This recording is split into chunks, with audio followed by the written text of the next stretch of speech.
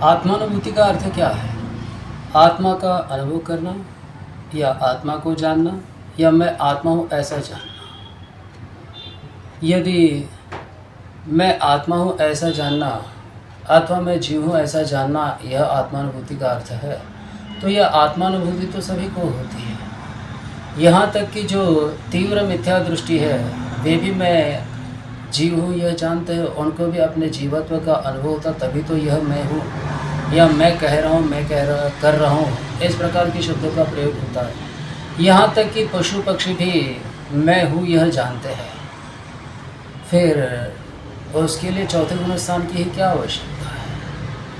यदि मैं इस शरीर से भिन्न हूँ यह जानना हो, तो यह जानना दो प्रकार का होता है। एक शब्द रूप में जानना, तो छोटा सा बालक भी यदि उसे पढ़ाया जाए कि आत्मा भिन्न होता है, शरीर भिन्न होता है, तो वह भी ये बात रट लेता है। इसके लिए आवश्यक नहीं कि वह सम्यक दृष्टि हो, फिर उसका मुनि होना या श्रावक होना तो कोई मायने ही नहीं रखता है। यहाँ तक कि एक तोता भी यह वाक्य रट सकता है कि मैं इस शरीर से भिन्न हूँ, पर यह सब आत्मानुभूति का अभिप्राय नहीं हो सकता।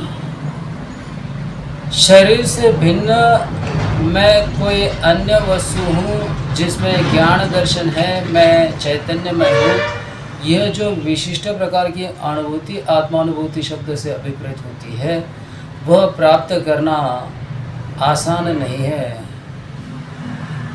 उसके लिए ही जिनेंद्र भगवान ने मोक्ष मार्ग का उपदेश दिया है। मुनि जो समस्त संयम का पालन करते हैं, खड़कर तप करते हैं, वह सब उस आत्मानुभूति की प्राप्ति के लिए ही करते हैं।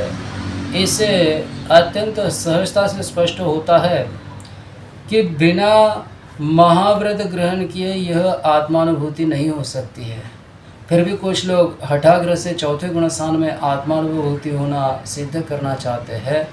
सबसे पहले तो उनको इस बात का विचार करना चाहिए कि मान लीजिए हमने स्वीकार भी कर लिया कि चौथे गुण स्थान में आत्मानुभूति होती है, तो इसमें आपका लाभ क्या है? क्या यह स्वीकार करने मात्र से आपके कर्मों का क्षय होगा या निर्जरा भी होगी?